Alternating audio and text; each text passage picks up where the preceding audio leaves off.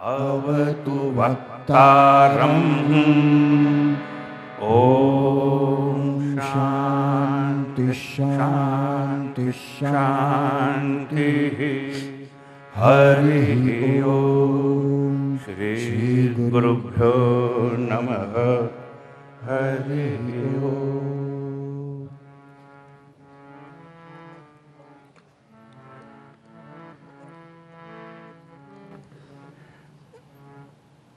સુગ્ન શ્રોતાઓ, આ સમી સાંજે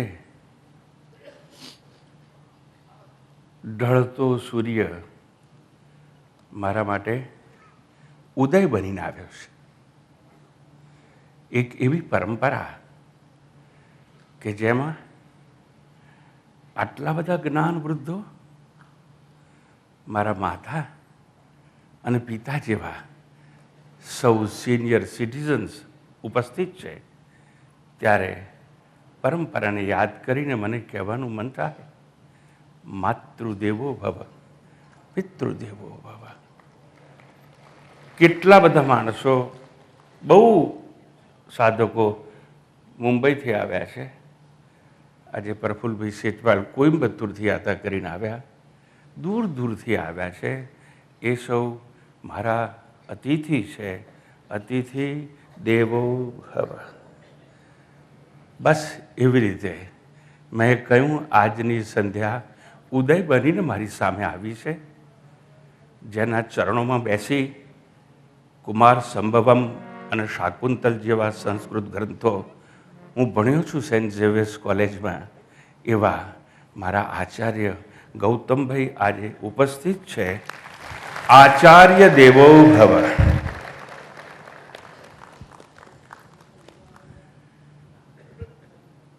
બહુ સદભાગ્ય કહેવાય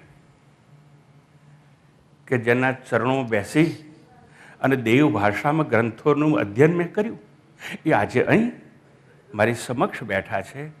ત્યારે ઈશ્વરને પ્રાર્થના કરું, હે પ્રભુ, મારી અવ્યક્ત વાણીને નિશંક નિર્દોષ જાહેર કરી અને અવ્યક્ત વાણીને અભિવ્યક્ત કરવા મને પ્રેરણા પ્રદાન કરજે. અષ્ટાવક્ર ગીતા, વિદેહી નગરીનો અધિષ્ઠાતા જનક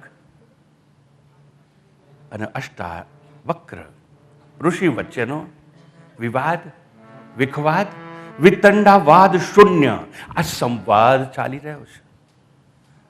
અને ગઈકાલે જે વિચારધારાને જ્યાં અધૂરી મૂકી હતી, એ અંતિમ વિચાર સૂત્રને સ્પર્શ કરી એ જ દિશામાં પુનઃ પુનઃ પ્રસ્થાન કરવાનો એક નમ્ર પ્રયાસ કરવામાં આવશે. સંદર્ભ માટે અષ્ટાવક્ર ગીતા પ્રકરણ 1 મંત્ર 1 પુનઃ એકવાર શ્રવણ કરીએ, ત્યારબાદ ચર્ચા આગળ ચાલશે.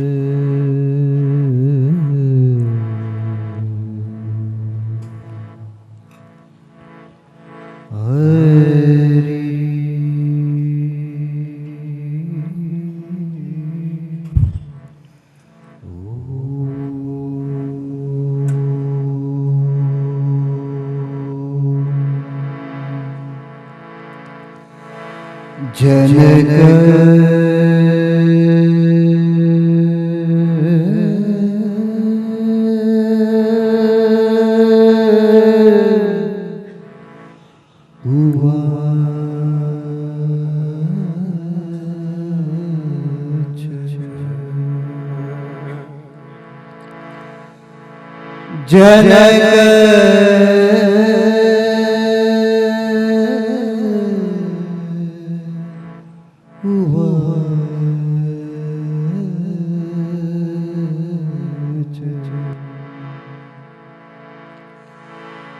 कथं ज्ञानम् अवाप्नोति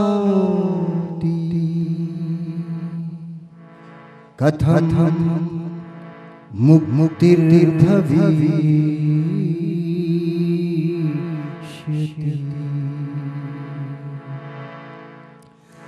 कथं ज्ञानम् अवाप्नोति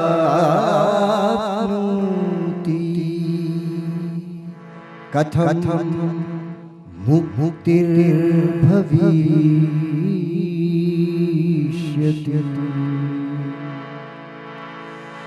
वैराग्यं च कथं प्राप्तं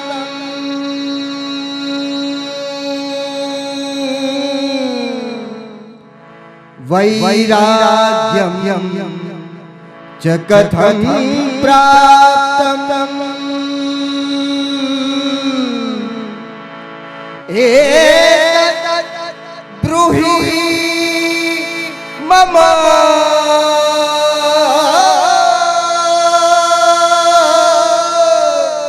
प्रभो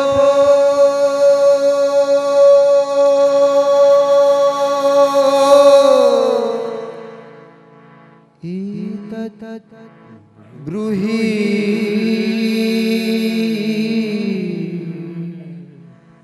मम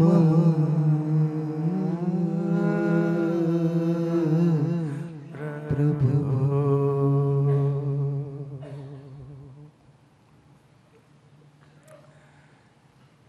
વિદેહી નગરીના અધિષ્ઠાતાના 3 પ્રશ્નો આખા સમાજને જાગૃત કરવા માટે પૂછાયા છે.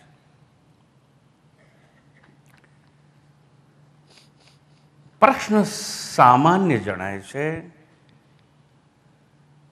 વૈરાગ્ય પ્રાપ્ત કેવી રીતે થાય?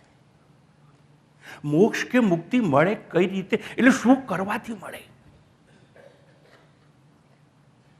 જ્ઞાન કેવી રીતે પ્રાપ્ત થાય? અને જ્ઞાન પ્રાપ્તિ માટે મારે શું કરવું પડે? અને ગઈકાલે સઘન ચર્ચામાં આપણે જોયું પ્રશ્નો છે ને એ કર્મના નશામાંથી પૂછાયા છે. ઉત્તર આપનાર હોશમાં છે.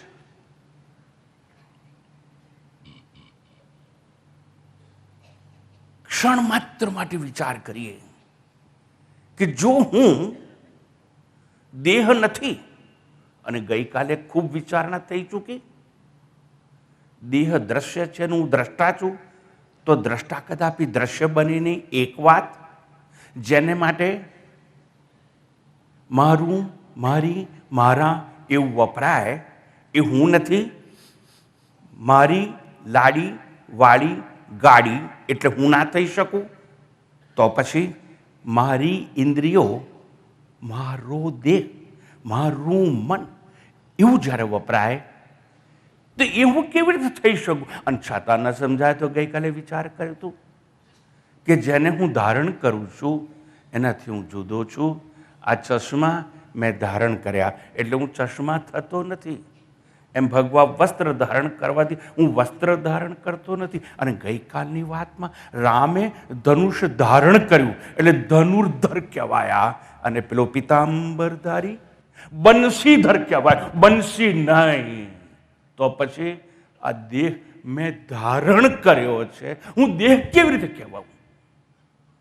પણ ક્ષણ માત્ર માટે વિચાર કરી લઈએ. આટલું સમજ્યા બાદ કે ધારો કે હું દેહ નથી, તો હું દેહ નથી તો દેહસ્થ ઇન્દ્રિયો પણ મારી નહીં, એટલે જ્ઞાનેન્દ્રિયો મારી નહીં.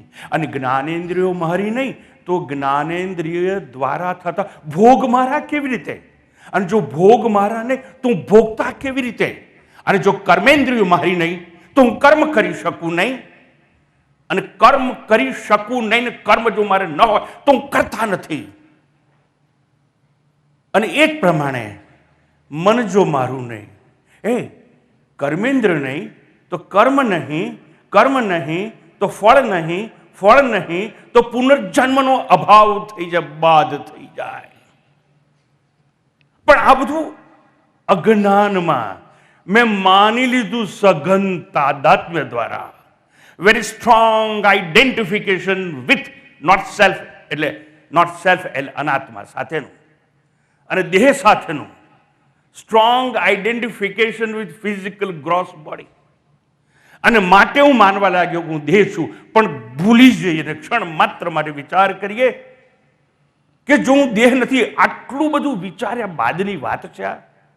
અને કોણ બોલે છે? આ તો જનકના પ્રશ્નો છે. પ્રશ્નના ઉત્તર અપાશે ત્યારે ઋષિ અષ્ટાવક્ર કર્તાની કબર ઉપરથી ગર્જના અને ઘોષણા કરશે. કેમ? એને ખબર છે કે દેહથી અસંગ છું, નિસંગ છું, અને એવો હું કરતા કેવી રીતે હોઈ શકું? એટલે આપણે પણ એની સામે વિચાર કરીએ કે જો હું શરીર નહીં તો મારે કર્મ નહીં, શરીર ભીતરની વાણી હું નહીં તો વાચિક કર્મ નહીં, મન નહીં તો માનસિક કર્મ નહીં. એટલે મન છે એ સ્વપ્ન સૃષ્ટિનું સર્જન કરે, પણ સ્વપ્ન સૃષ્ટિ મારી નહીં, કારણ કે મન મારું નથી. And what is dream? It is nothing but projection of mind. ઓહો, એટલે માનસિક કર્મ મારા નહીં, વાચિક કર્મ મારા નહીં, જ્ઞાનેન્દ્રિયના ભોગ કર્મ મારા નહીં, કર્મેન્દ્રિયના કર્મ મારા નહીં, અને કર્મ મારા નહીં તો હું કરતા નથી. આટલી સમજવું આવી જાય કે હું કર્મ નહીં, તો એટલું જ નથી કહેવું કે કર્મ નહીં. કર્મ નહીં તો what is motivating force behind action? કોઈ પણ કર્મ કરીએ ત્યારે સૂક્ષ્મ સ્વરૂપ પહેલા સંકલ્પ થાય, વાસના કે કામના જાગે, અને વાસના કે કામના કર્મને પ્રેરણા લે. વાસના એટલે શું? ગ્રોસેસ્ટ ફોર્મ ઓફ એક્શન. હે, સમજો. વાસના એટલે શું? ગ્રોસેસ્ટ ફોર્મ નહીં. subtlest form of action is vasana, and grossest form of vasana is nothing but action. ટૂંકમાં કર્મ નથી તો વાસના નથી. અને સમજવાનું હવે કે વાસના જ નથી, અર્થાત કામના જ નથી, અથવા મહત્વાકાંક્ષા જ નથી, તો આસક્તિ ક્યાં? કોઈને કોઈ વસ્તુની વાસના હોય, કામના હોય, એટલે એમાં મન આસક્ત થાય.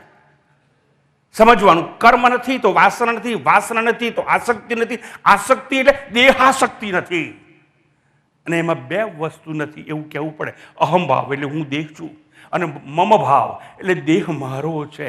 એટલે મમ ભાવ પણ નથી અને અહમભાવ પણ ત્યાં ન હોઈ શકે. ક્યારે સમજાય? ત્યારે કે હું કર્મ નહીં એટલે શું. અને આવી રીતે વિચાર કરીએ તો સમજાય કે વાસના છે ક્યાં, દેહાશક્તિ છે ક્યાં, કર્મ છે ક્યાં? તો કે અજ્ઞાનમાં.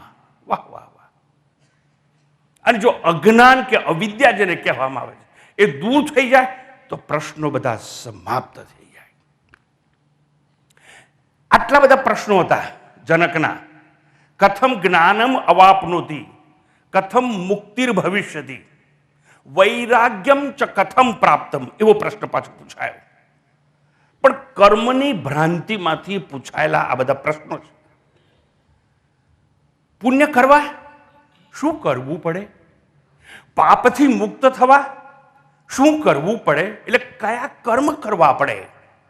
ચિત્તની સ્થિરતા માટે કયા પ્રકારનું ધ્યાન કરવું પડે? એ યાત્રા કરવાથી, તપશ્ચર્યા કરવાથી, શું કરવાથી મને મોક્ષ મળે? બસ કંઈ ને કંઈ કરવું છે, કરવું છે ને કરવું છે. આખો સમાજ કર્મના નશામાં છે.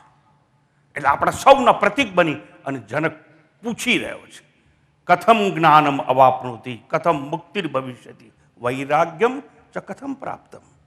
આવા પ્રશ્નો પૂછાય છે.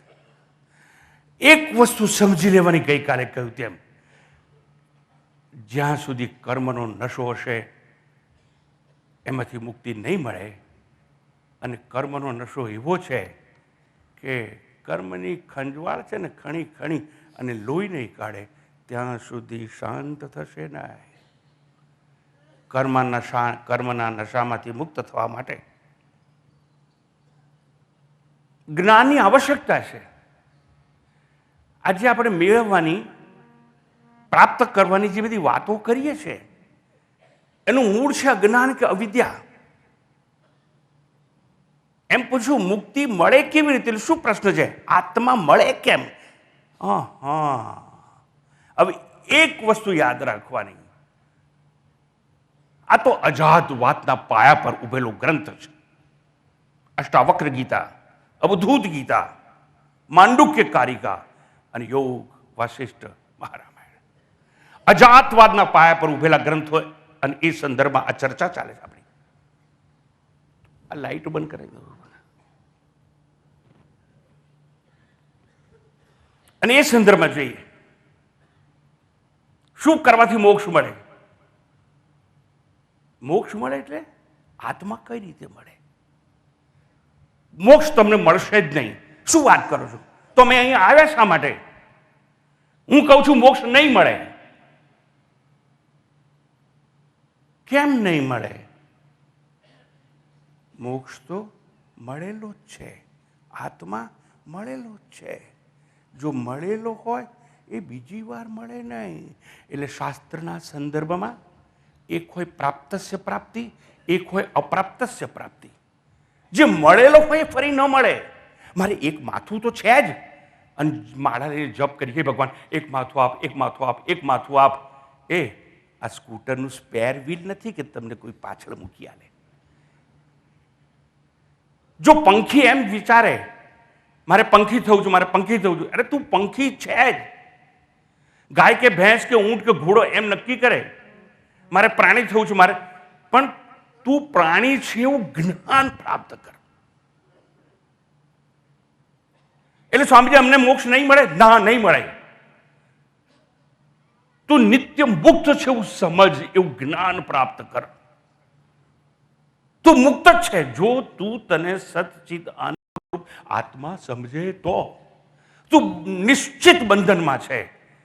તારામાં જો અહમભાવ અને મમ ભાવ હોય તો, હું કાં તો દેહ છું કાં તો દેહ મારો છે હોય તો.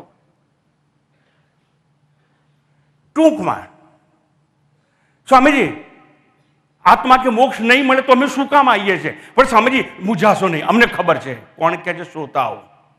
અમારે તો જ્ઞાન જોઈએ છે અને જ્ઞાન લેવા જાય છે. મોક્ષની વાત મૂકી દો. જ્ઞાન કોઈને મળ્યું નથી, મળશે નહીં વર્તમાનમાં, અને ભવિષ્યમાં એની કોઈ અપેક્ષા રાખવાની આવશ્યકતા નથી. તો સ્વામીજી અમને જ્ઞાન નહીં મળે, તમે ભેગા કેમ થયા છે? તમે જ્ઞાન સ્વરૂપ છો એ જાણવાની જરૂર છે. પ્રાપ્તિનો પ્રશ્ન સદાને માટે નિરંતર ખોટો છે. પ્રાપ્ત થયેલી વસ્તુ પ્રાપ્ત ન થાય. અને સત્યમ જ્ઞાનમ અનંતમ બ્રહ્મ, એટલે હું જ્ઞાન સ્વરૂપ છું એ જાણવાની આવશ્યકતા છે. એટલે જ્ઞાન પણ તમને નહીં મળે. સ્વામીજી તમારી વાત સાચી લાગે છે, પણ અમે પૂછવા માંગીએ છીએ કે અમારું દુઃખ તો દૂર થશે ને? કદાપી નહીં. તમે દુઃખી રહેવાના. દુઃખ દૂર કરવાનો પ્રશ્ન ઉભો કરશો તો દુઃખ દૂર નહીં થાય. કેમ? કોઈ પણ કર્મથી, કોઈ પણ યાત્રાઓથી, કોઈ પણ તીર્થસ્થાનની યાત્રા કરવાથી, કોઈ પણ સ્નાન દાન અવતપ કરવાથી નહીં થાય દુઃખ દૂર. તો કઈ રીતે થઈ શકે? હું સત છું, ચિત્ત છું, આનંદ સ્વરૂપ છું. હું આનંદ સ્વરૂપ છું એ જાણી તો દુઃખ નહીં રહે.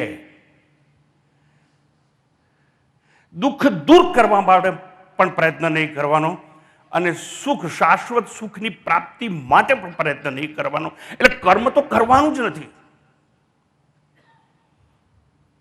જે મારું સ્વરૂપ નથી ને એનો ત્યાગ થાય. આપણે દેહ છોડી દઈએ છીએ ને, ત્યાગીએ છીએ અંતે. કેમ? શરીર છૂટે છે એવું કહેવાય છે. કેમ? શરીર ત્યજાય છે એવું કહેવામાં આવે છે. કેમ? એ મારું સ્વરૂપ નથી. એટલે જે મારું સ્વરૂપ છે ને એનો ત્યાગ ના થાય. સાપ છે ને એ પોતાના ઝેરનો ત્યાગ કરતો નથી. હા, એ ઝેર છે, એનું જીવન છે. ડંખ મારે, ઝેર આપે, કોઈને બેહોશ કરે ને પછી એનો ખોરાક છે. સાપ પોતાના ઝેરનો ત્યાગ ના કરે. એમ જે હું નથી, જે કંઈ અનાત્મ સ્વરૂપ છે એનો જ ત્યાગ થાય. પણ યાદ રાખવાનું, ત્યાગ માટે પણ કોઈ કર્મ કરવું પડે નહીં. હે સ્વામીજી એમને એમ ત્યજાઈ જાય? હા, જો સમજાય તો. વાસ્તવમાં મુક્તિ માટે કોઈ ક્રિયા નહીં કરવાની, વૈરાગ્ય માટે કોઈ ક્રિયા નહીં કરવાની. કર્મ વિના બધું મળી શકે તેમ છે, પણ કઈ રીતે? સૌને સુવિદિત છે, આપ સૌ તો વેદાંતના સુગ્ન શ્રોતાઓ છો. અંધારામાં પડેલી પેલી દોરી જ્યારે આપણને સર્પ રૂપે દેખાય છે અને આ ઝેરી હશે તો મને કરડશે તો મારું મૃત્યુ થશે તો એવા ભયથી નાસી ગયા. એટલે નાસવાનું કર્મ કર્યું. એકલું નાસવાનું કર્મ નથી કર્યું, નાસવાનું કર્મ કરી અને ફાનસ કે બેટરી લાવવાનું કર્મ કર્યું. અને બેટરી કે ફાનસ હે સળગાવતાની સાથે હે આ તો દોરી છે. હે તમે શું કોનું યથાર્થ જ્ઞાન પ્રાપ્ત કર્યું? દોરીનું. આ તો દોરી છે એવું જ્ઞાન થતાની સાથે સર્પ આપોઆપ ત્યજાઈ જાય છે.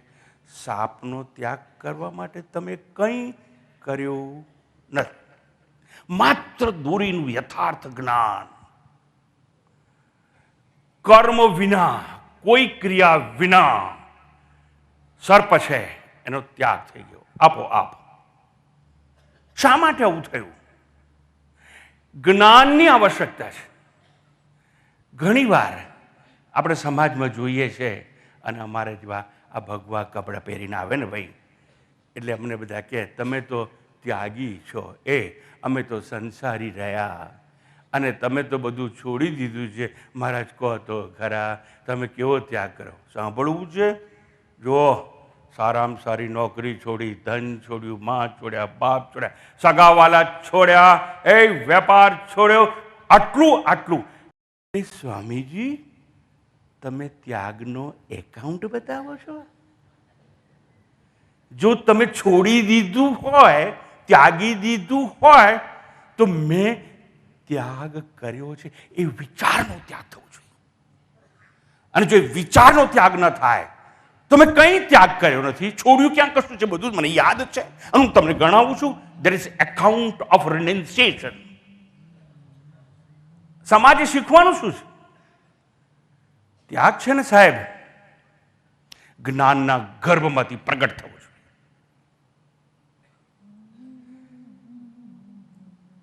સ્વપ્ન સૃષ્ટિના ત્યાગ માટે તમે કોઈ કર્મ કરતા નથી.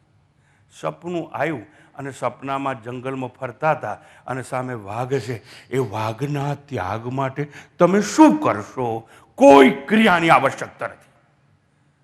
પણ કેવી રીતે એમ કે સ્વપ્ન સૃષ્ટિનો ત્યાગ થઈ શકે? મને વાઘ દેખાય, હું જંગલમાં તો હું ગભરાઈ ગયો તો, પરસેવે રેપ જે થઈ ગયો હતો, એ અવસ્થાનો, એ પરિસ્થિતિનો ત્યાગ કરવું કઈ રીતે? કોઈ કર્મ નહીં, કોઈ ક્રિયા નહીં. તો શું કરવાનું? માત્ર જાગી જવાનું. પણ સ્વામીજી જાગવા માટે ઓશિકાને ગુંબા ના મારવા પડે, આ રજઈ છે ને લાતો ના મારવી પડે, અને જાગવા માટે શું કરવાનું? યાદ રહ્યા સમાજને, કંઈ જ કરવાની આવશ્યકતા નથી.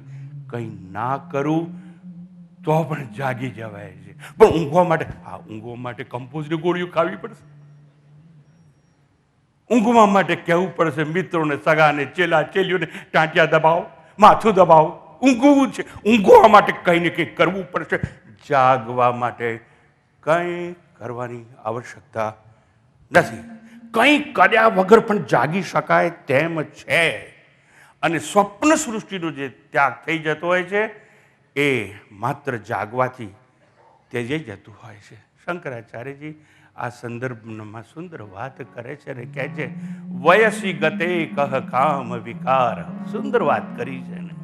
શુષ્કે નીરે કહ કાસાર, નષ્ટે દ્રવ્યે કહ પરિવાર, અને જ્ઞાતે તત્વે કહ સંસાર. આ સંસાર રહેશે નહીં, ત્યજઈ જશે. પણ જ્ઞાતે તત્વે, તત્વનું દર્શન થવાથી રખે કોઈ માને કે આંખે દેખાય, આંખે ન દેખાય એ તત્વ, અને એનું નામ છે દર્શન. દર્શન એટલે આંખથી જોવું નહીં પણ જાણવું. એટલા માટે in each and every university, અને કોઈ પણ જ્યાં શાળાઓ મહાશાળા હોય ત્યાં જાઓ, ત્યાં બોર્ડ હોય છે ડિપાર્ટમેન્ટ ઓફ ફિલોસોફી, પણ નીચે શું લખ્યું છે આપણી માતૃભાષામાં? દર્શન શાસ્ત્ર વિભાગ. એટલે પ્રોફેસરો અને વિદ્યાર્થીઓ શું આઈના મૂક્યા હોય પોતાનું મોઢું જુએ? નહીં. દર્શન એટલે જાણવું. ઓહો, એટલે તત્વનું દર્શન થવાથી શંકરાચાર્ય કહે જ્ઞાતે તત્વે ક સંસાર. સંસાર જ ત્યાં હોતો નથી. અને સંસાર ના હોય, સમજો, તો નામ ના હોય, આકાર ના હોય. સંસાર ના હોય તો કોઈ વ્યક્તિ ના હોય. સંસાર ના હોય તો અનાત્મા જેવી વસ્તુ ના હોય. સંસાર જ નથી, સમજો, સંસાર જ નથી તો આસક્તિ શેમાં? સંસાર નથી તો રાગ કેવો? અને રાગ નથી તો વૈરાગ્ય માટે કર્મ કેવું? સંસાર છે ક્યાં? ઊંઘમાં, સ્લીપ ઓફ ઇગ્નોરન્સ, અવિદ્યામાં. એટલે અજ્ઞાન કાળે બધું છે, પણ જ્ઞાન કાળે કંઈ પણ હોતું નથી. આવી અદ્ભુત વાત એ આ ધરા પર મહાજ્ઞાની કવિ પેલો નરસિંહ હસે ગયો અને એને ઘોષણા કરી, જો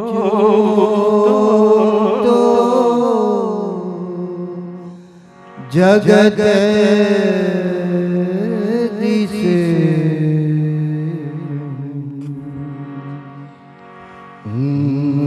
ઊંઘમાં અટપટા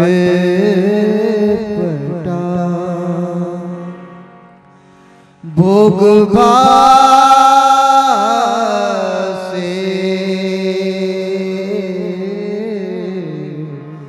ચિત્તે ચૈતન્ય. અર્થાત નરસિંહ આપણને એમ સમજાવવા માંગે છે, જાગીને જોવું તો જગત દિશે નહીં, પણ ઊંઘમાં. કઈ ઊંઘ? અવિદ્યાની નિદ્રા. ઊંઘમાં અટપટા ભોગ બાસે. ઊંઘમાં, અવિદ્યામાં હું શરીર છું એવું માની લીધું. સઘન તાદાદ નથી. અને હું શરીર છું તો મારી ઇન્દ્રિયો છે, અને ઇન્દ્રિયો છે તો આંખ રૂપનો ભોગ કરે, કાન શબ્દનો ભોગ કરે, જીવા સ્વાદનો ભોગ કરે, ત્વચા સ્પર્શાનુભૂતિ કરવા માટે આલિંગન કરે, અને ઘૃણ ઇન્દ્રિય છે ગંધ કે સુગંધને પકડવા આ વિશ્વમાં દોડા દોડ કર્યા કરે. પણ હું ઇન્દ્રિયો છું તો ભોગ છે. પણ હું ઇન્દ્રિય છું એવું ક્યારે બને? અવિદ્યામાં. અવિદ્યામાં એટલે અજ્ઞાનમાં, અજ્ઞાન માટે ઊંઘમાં.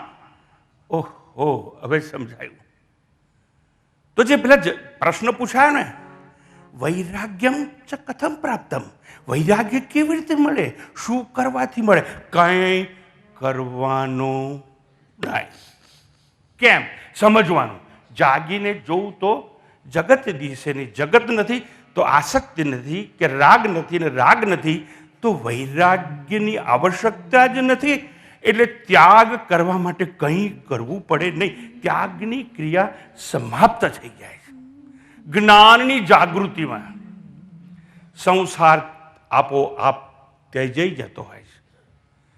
આવું હતું એટલા માટે તો ઉપનિષદો ગર્જના ઘોષણા સાથે કહ્યું, ઉત્તિષ્ઠત, જાગ્રત, પ્રાપ્ય વરહાનની બહુધત, ક્ષુરસ્ય ધારા નિશિતા દુરત્યાયા, દુર્ગમ પતત તત કવયો વદંતી. વાહ ભાઈ વાહ.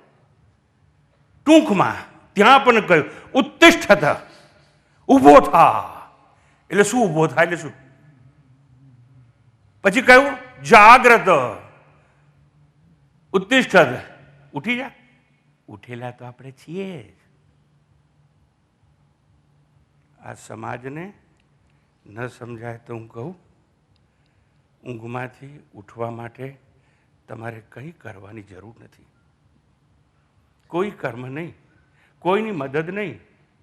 કંઈ નહીં કરો ને તો ઊંઘમાંથી ઉઠી તો શકાશે, પણ વડીલો ગુરુની કૃપા કે અનુગ્રહ નહીં હોય તો ઊંઘથી જાગી નહીં શકાય.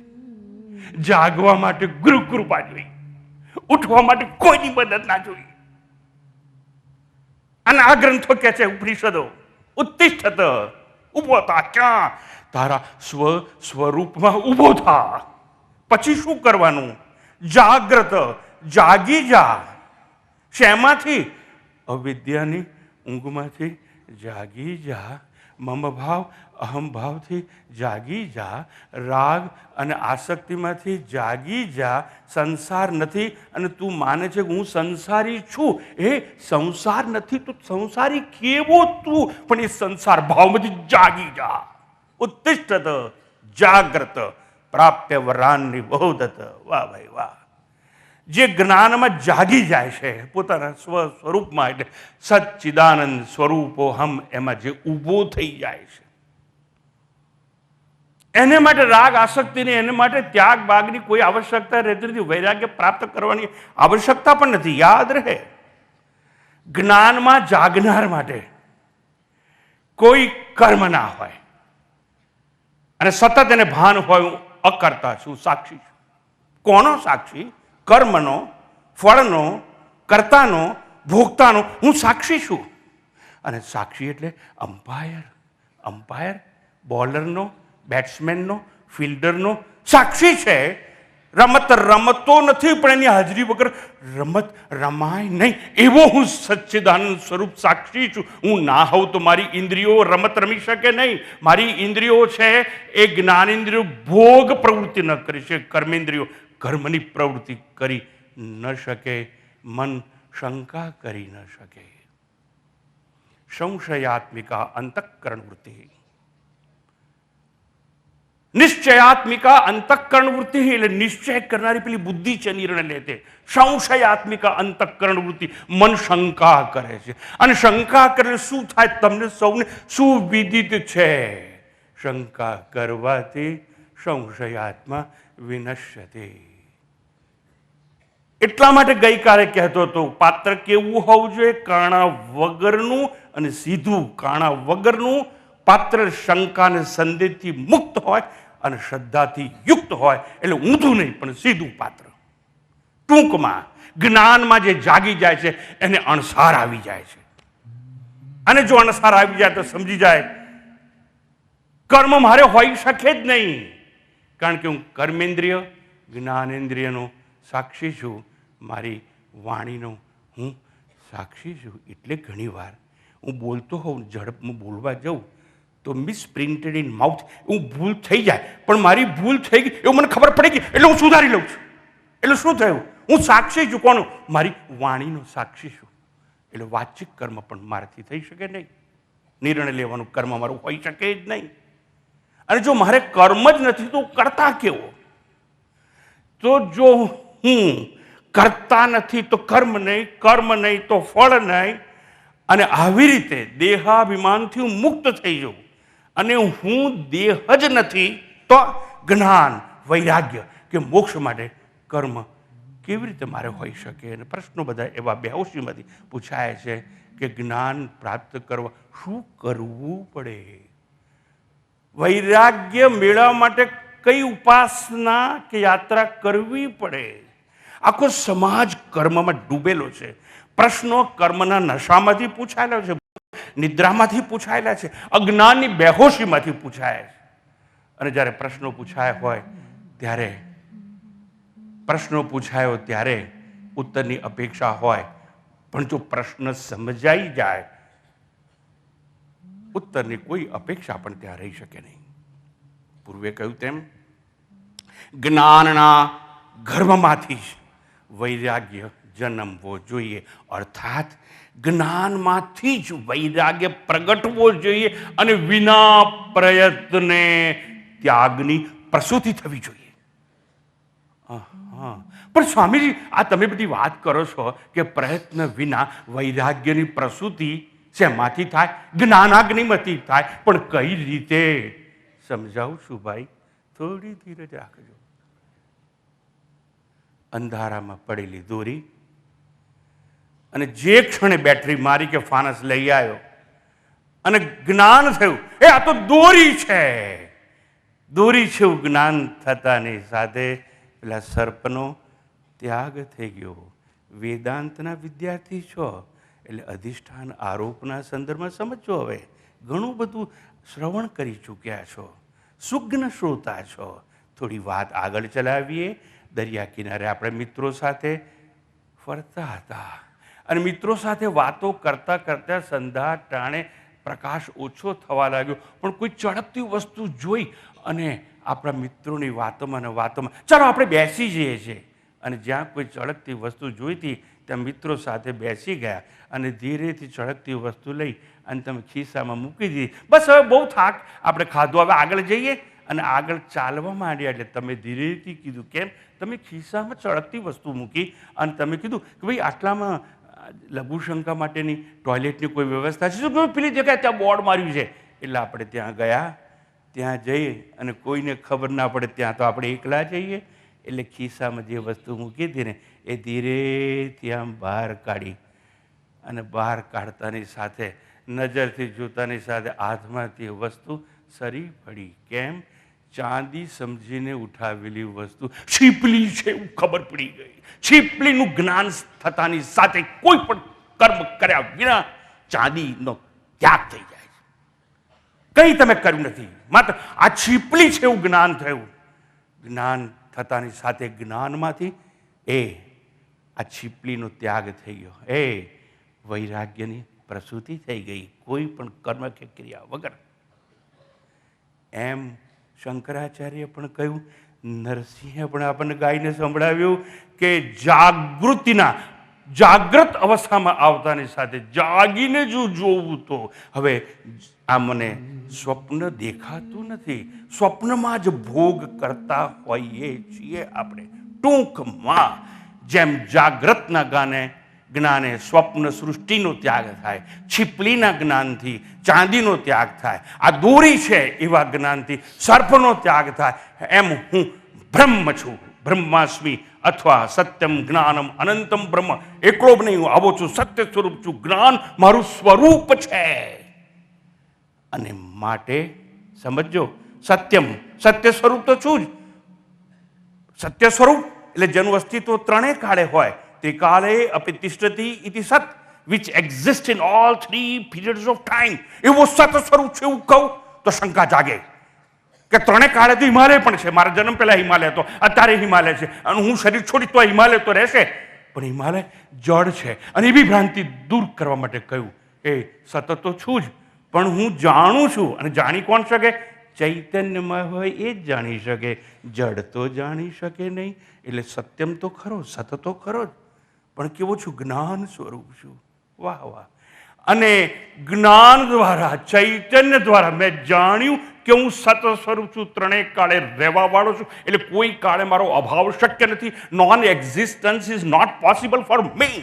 અર્થાત હું એ કહેવા માંગુ છું કે ત્રણેય કાળે છું માટે હું સત છું, અને સત છું જાણનાર હું જ્ઞાન સ્વરૂપ છું. અને જ્ઞાન સ્વરૂપ છું એટલે જ મને સમજાયું કે ત્રણેય કાળે હોઉં તો મારો અંત હોઈ શકે નહીં. ક્યાં? દેશમાં.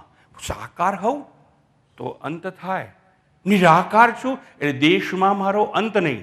સાકાર હોય એ કાળમાં જન્મે ને કાળમાં મરે, એટલે એને બંધન છે કાળનું. ઓહો! એટલે કાળમાં કાં તો કોઈનો અંત આવે, કાં તો દેશમાં કોઈનો અંત આવે, પણ મારો અંત થઈ શકે તેમ નથી. એટલે સત્યમ જ્ઞાનમ અનંતમ બ્રહ્મ. વાહ ભાઈ વાહ! એટલે થયું શું? માત્ર જ્ઞાન દ્વારા સમજાયું હું બ્રહ્મ છું, તો કોઈ પણ ક્રિયા વગર બ્રહ્માંડ આપોઆપ ત્યજાઈ જતું હોય છે, અને તત્વનું જ્ઞાન થતાં સંસાર ત્યજાઈ જતો હોય છે.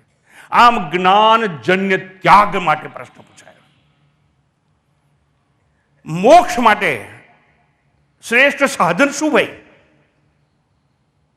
બ્રહ્મ દર્શન સાધન નિરપેક્ષ જ શક્ય છે. કોઈ પણ સાધનની આવશ્યકતા નથી. કારણ સાધન હોય તો કર્મ થાય, અને કર્મ થાય તો ફળ મળે, અને ફળ મળે તો ઈષ્ટ હંમેશા મળે એવું નહીં. એટલે સુખી થવાય, દુઃખી થવાય, અને સુખ દુઃખનો અનુભવ કોણ કરે? મન. એટલે તમારે પાછું માનવું પડે કે હું મન છું, દેહ છું, મન છું, બુદ્ધિ છું. પણ તમે સૌ સુગ્ન શ્રોતાઓ યાદ રાખો છો, મનોબુદ્ધિ અહંકાર ચિત્તા નિરાહમ. ટૂંકમાં જો આ વાત સાચી હોય કે કોઈ કર્મ કે ક્રિયાની આવશ્યકતા નથી આત્મ સાક્ષાત્કાર માટે, સાહેબ તમે એટલા બધા ચતુર લોકો બેઠા છો, તમારા કેટલાયની ઓફિસો હોય, તમારો વ્યાપાર ધંધો હોય અને તમારી ઓફિસની આગળ તમે બોર્ડ માર્યું હોય, વિધાઉટ પરમિશન, નો એડમિશન, એવું બોર્ડ મૂકતા આવે છે લોકો. પણ તમે બીજાની ઓફિસ આગળ બોર્ડ વાંચો ને તો પરમિશન લેવાનું કર્મ કરવું પડે. જેની પાસેથી પરવાનગી મળે ત્યાં જવું પડે. પણ સાહેબ, તમારી જ ઓફિસ હોય, તમે જ બોર્ડ માર્યું હોય, અંદરની મુખ્ય ખુરશી ઉપર તમે જ જો બેસવાના હોય અને તમે ત્યાં જાઓ અને તમે બોર્ડ વાંચો, હવે કોઈ કર્મ કરવું પડે? હા, કરવું પડે. કેમ? અંદરના અધિષ્ઠાતા તમે પોતે હો છો. મને મળવું હોય તો સમય કોની પાસેથી લેવાનો? મને મળવું હોય એપોઇન્ટમેન્ટ કોની લેવાની સાહેબ? But I am not interested to talk to me. I have no time to have dialogue with me. મારી પાસે સમય જ ક્યાં છે કે હું આંખો બંધ કરી અને ઘરના ખૂણામાં બેસું અને કહી દઉં કે હું મને મળવા પ્રયત્ન કરી રહ્યો છું, પણ આપણી પાસે સમય નથી. યાદ રાખજો, મને મળવું હોય કોઈ કાયદો નહીં, કોઈ કાનૂન નહીં, કોઈ કર્મ નહીં, કોઈ પ્રવૃત્તિની આવશ્યકતા હોઈ શકે નહીં. જો સ્વામીજી તમારી આ બધી વાતો સાચી હોય તો ગુરુજનો, આચાર્યો શા માટે ક્રિયાનો, કર્મનો ઉપદેશ આપે છે? કોઈને કહે છે જપ કરો, કોઈને કહે છે તપ કરો, કોઈને કહે છે મંત્ર લો, કોઈને કહે છે દીક્ષા લો, કોઈને કહે છે યોગાસન કરો, કોઈને કહે છે પ્રાણાયામ કરો, કોઈને કહે છે ચારધામની યાત્રા કરો, કોઈને કહે છે ધ્યાન કરો, કોઈને કહે છે ઉપાસના કરો. એવું કેમ કહેવામાં આવે છે? કહેવાશે અને આવું કહેવાશે.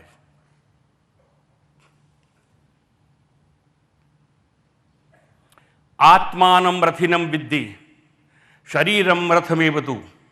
આવું જે મંત્રો આપણને ઉપનિષદોમાં સમજાવ્યા છે, એમાં આ શરીર રૂપી રથનું વર્ણન આવે છે. અને શરીર રૂપી રથ છે એનો માલિક જીવાત્મા કહેવાય.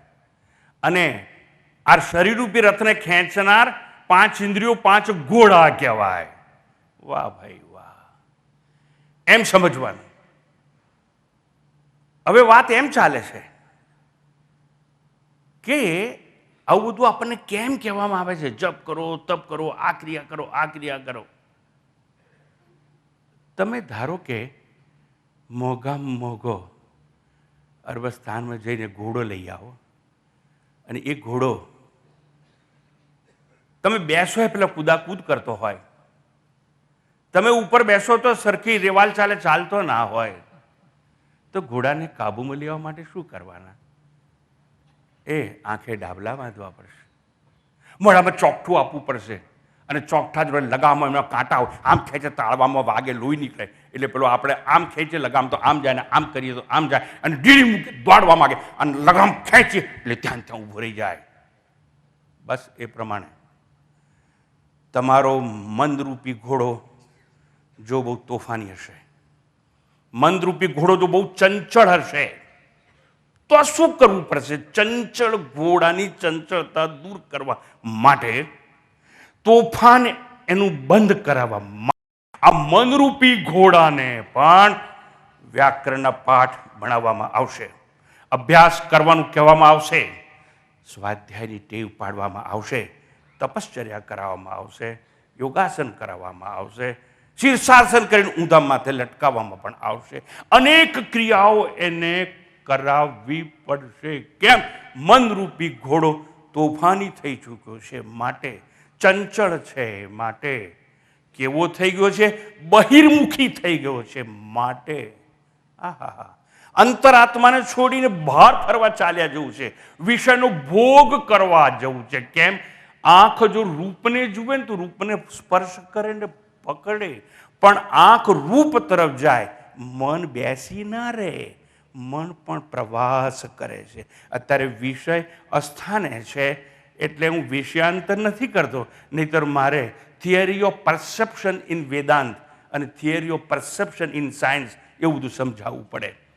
પણ જે વેદાંતની પ્રક્રિયા છે, પ્રત્યક્ષીકરણ એટલે પરસેપ્શનની, એમાં એવું છે, આંખ જ્યારે કોઈ વસ્તુને કે રૂપને જુએ ત્યારે આંખ ત્યાં ચાલી જાય છે અને મન આંખ ઇન્દ્રિયોની પાછળ પ્રવાસ કરી દોડી ત્યાં પહોંચી જાય છે અને મન ત્યાં પહોંચે એટલે વિષયમાં આસક્ત થાય અને મન જ્યારે આસક્ત થાય અને જો આસક્ત જેમાં હોય એનો ભોગ કરે તો સુખદ અનુભવ મળે અને સુખદ અનુભવ મળે એનું વારંવાર પુનરાવર્તન કરવું પડે અને દુઃખદ અનુભવ હોય તો ત્યાંથી દૂર નાસી જવાનો પ્રયત્ન કરવો, જેને કહેવાય છે એવોઇડન્સ લર્નિંગ.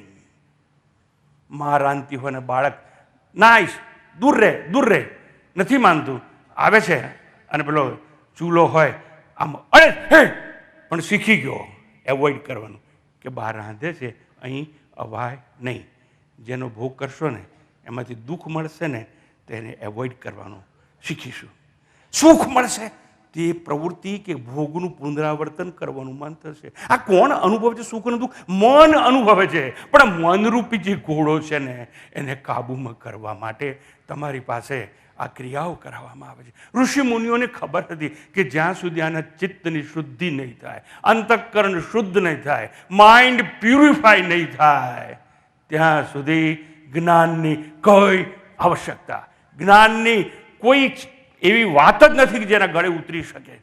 તો ટૂંકમાં જો જ્ઞાન પ્રાપ્ત કરવું હોય તો પહેલામાં પહેલી વસ્તુ છે ચિત્ત શુદ્ધિ. એટલે યાદ રાખવાનું, કોઈ પણ કર્મ હોય ને એ ચિત્તની શુદ્ધિ માટે.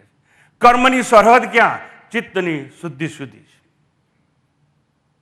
એથી વધુ કર્મ સાક્ષાત્કાર કરાઈ શકે નહીં. ચિત્તસ્ય શુદ્ધ એ કર્મ ન તું વસ્તુ પણ લભ્યતે. આત્મ વસ્તુની પ્રાપ્તિ કદાપી કર્મથી ના થાય. વસ્તુ સિદ્ધિ વિચારેણ ન કિંચિત કર્મ કોટિભિ. કરોડો કર્મ કરશો ને તો એ મોક્ષ, આત્મ સાક્ષાત્કાર, self realization, liberation, self knowledge એ તો પ્રાપ્ત થઈ શકે જ નહીં. અર્થાત ટૂંકમાં યાદ રાખવાનું કે કર્મો કરવાનું શા માટે કહેવામાં આવ્યું. તમને જો સંત આવીને એમ કે ચારધામની યાત્રા કરી આવતો એનો અર્થ એવો સમજવાનો, મારું ચિત્ત અશુદ્ધ છે અને ચિત્ત શુદ્ધિ માટે મને યાત્રામાં મોકલવામાં આવે છે. અને જો યાત્રા કરીને પાછા આવો અને જો ચિત્ત શુદ્ધ ના થાય તો યાત્રા નિરર્થક અન્યગામી છે. પણ સ્વામીજી મારું તો ચિત્ત શુદ્ધ છે, તો તારે યાત્રાની આવશ્યકતા નથી. કેમ? એ કેવો ઘોડો છે? કેટલાક ઘોડા એવા હોય કે એને ચાબુક મારવી ના પડે. આમ ચાબુક ઊંચી કરે ને ચાબુકનો પડછાયો જોઈને ઘોડો દોડવા માંડે. એનાથી સારા ઘોડા હોય. ચાબુક નહીં ઉઠાવવાની, પડછાયાનું દર્શન પણ નહીં કરાવવાનું. ખાલે એ સંભળાયું ભાઈ? સંભળાયું કે નહીં? સંભળાયું? તો સારા ઘોડા હોય. આ મનરૂપી ઘોડો જો આવો હોય ને તેને કોઈ ક્રિયા નહીં કરાવવાની, કોઈ કર્મ નહીં કરાવવાનું, એના ઊંધા માટે શીર્ષાસન નહીં કરાવવાનું. એને જેમ શંકરાચાર્ય કહ્યું છે ને ડુકરી કરણે, એવા કોઈ વ્યાકરણના પાઠ નહીં પડાવવાના. એટલે સમજવાનું આ જ્યારે અષ્ટાવક્ર અને જનકના સંવાદમાં એવું આવે કે કોઈ કર્મ કે ક્રિયાની આવશ્યકતા નથી તો કોને નથી એ સમજવાનું અને કોને છે એ પણ આપણે સમજવું જોઈએ. ટૂંકમાં ઉત્તમ અધિકારી જે હોય એને કર્મના ચક્રાવે કોઈ સદગુરુ ચડાવતા નથી અને જ્ઞાનથી એને જગાડવામાં આવે છે. માત્ર જ્ઞાન દ્વારા અહંભાવ એટલે જે દેહાત્મ ભાવ છે એમાંથી એને મુક્ત કરવાનો પ્રયાસ કરવામાં આવે છે. ટૂંકમાં આ કર્મ ક્રિયા અને શું કરવાથી આપણને જ્ઞાન કે વૈરાગ્ય મળે એમાંથી આપણને મુક્ત કરવા માટે જનક આપણા પ્રતિનિધિ તરીકે આ પ્રશ્ન પૂછે છે અને જેથી કરીને જનકને જે ઉત્તર આપવામાં આવશે એ ઉત્તર જનક માટે નથી. નદીના બે કિનારા, એ બે તત્વજ્ઞ મહાપુરુષો વચ્ચે ચૈતન્યની સરિતા ખળખળ અસ્ખલિત અવિરત નિરંતર વહેતી હોય એવું તે જ્ઞાન સરિતા વહેતી હોય છે. સ્થિર કિનારા જેમ એક બાજુ જનક છે અને એક બાજુ અષ્ટાવક્ર છે એવું ભાવ છે અને શબ્દ શૂન્ય આ સંવાદ ચાલતો હોય છે. શાસ્ત્રો સંવાદનો ઉપદેશોમાં જ્યાં જ્યાં જ્ઞાન અને મુક્તિના પ્રશ્નો આપણને ઠેર ઠેર જોવા મળતા હોય છે ત્યાં એક જ વસ્તુ સમજવાની, જેમ એ વૈરાગ્યનો પ્રશ્ન છેડવામાં આવ્યો છે. જનકે કહ્યું વૈરાગ્યમ ચ કથમ પ્રાપ્તમ. વૈરાગ્ય ત્યાગ એ જ ગીતાનું અસંગ શસ્ત્ર કહેવામાં આવે છે. આ વૈરાગ અને ત્યાગના જે બધા પ્રશ્નો પૂછાય ને એના ગૂઢાર્થ ગર્ભાર્થ સમજવાનો પ્રયાસ કરવાનો. સાક્ષાત્કાર કરવો છે, હા. લિબરેશન જો છે, હા. Freedom from bondage, yes. તો શું કરવાનું? મધર શ્રુતિ ઉપનિષદો આપણી માં છે. મને મારા એ દિવસો બ્રહ્મચારી અવસ્થાને યાદ આવે છે. દરેક મા બાપને એવું થાય કે મારા છોકરાને ડોક્ટર બનાવીએ, એન્જિનિયર બનાવીએ, અભિનેતા બનાવીએ. કોઈ મા બાપ એવું નથી વિચારતા કે મારા છોકરાને સાધુ આપણે બનાવીએ. હમણાં અંદર અંદર વાતો શાંતિ પાઠ કરીને છૂટો તારે બહુ મજા આવી. હા, શું પ્રવચન હતું સ્વામીજીનું, બહુ એમ કે આપણે શાંત બેસી જ રહીને સાંભળ જ કર્યું. બહુ મજા આવી, બહુ મજા આવી. કેવી મજા આવી? કશું સમજ જ ના પડી. ખાલી આ મારા છે ને ઘાંટા પાડે છે. પણ ખરેખર મજા આવી ગઈ. હા, બહુ ગમ્યું. હા, સ્વામીજી સારા છે. હા, તો તમારા 2-4 માંથી એકાદ છોકરાને સંન્યાસી બનાવી દો. ના ના, બીજાના મૂળાય અને મફતમાં જ્ઞાન આલે તું લેવા ભેગા થવાનું.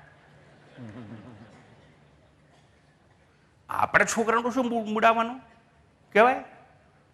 સંદર્ભ હું એ આપવા માંગુ છું.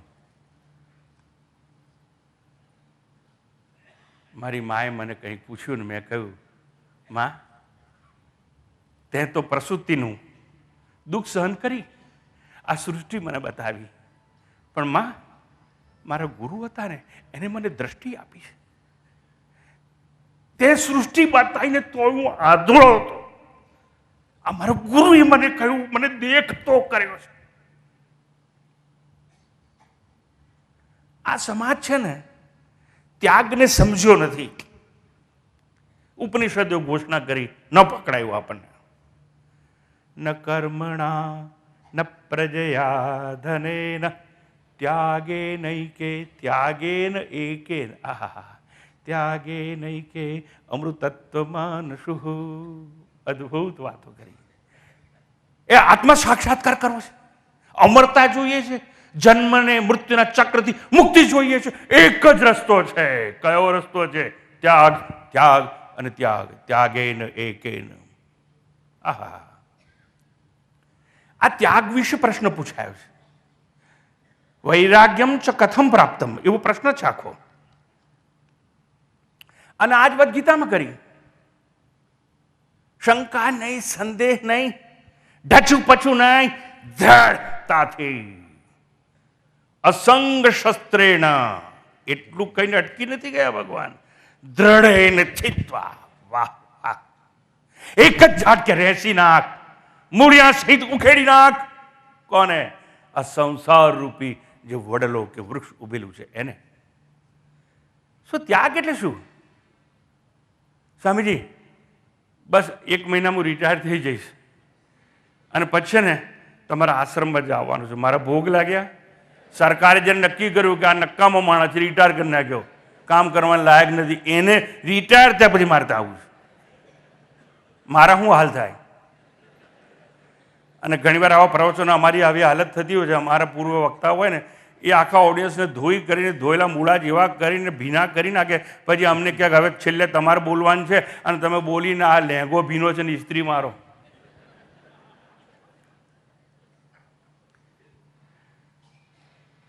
મારી એક વસ્તુ કહેવી છે. કૃષ્ણે શબ્દો માપી તુલીને વાપર્યા છે. અસંગ શસ્ત્રના. ભાઈ, તલવાર જોઈ, બંદૂક જોઈ, રોકેટ જોયા, પ્રક્ષેપાત્રો જોયા, ઘણા શસ્ત્રોના નામ. શસ્ત્ર અને અસ્ત્ર. શસ્ત્ર એટલે હાથમાં પકડાય એ શસ્ત્ર, અને અસ્ત્ર એટલે હાથમાંથી છૂટીને જાય એ અસ્ત્ર.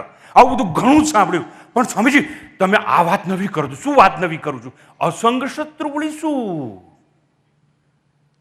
એ તો આંખે ના દેખાય. હા, કેમ?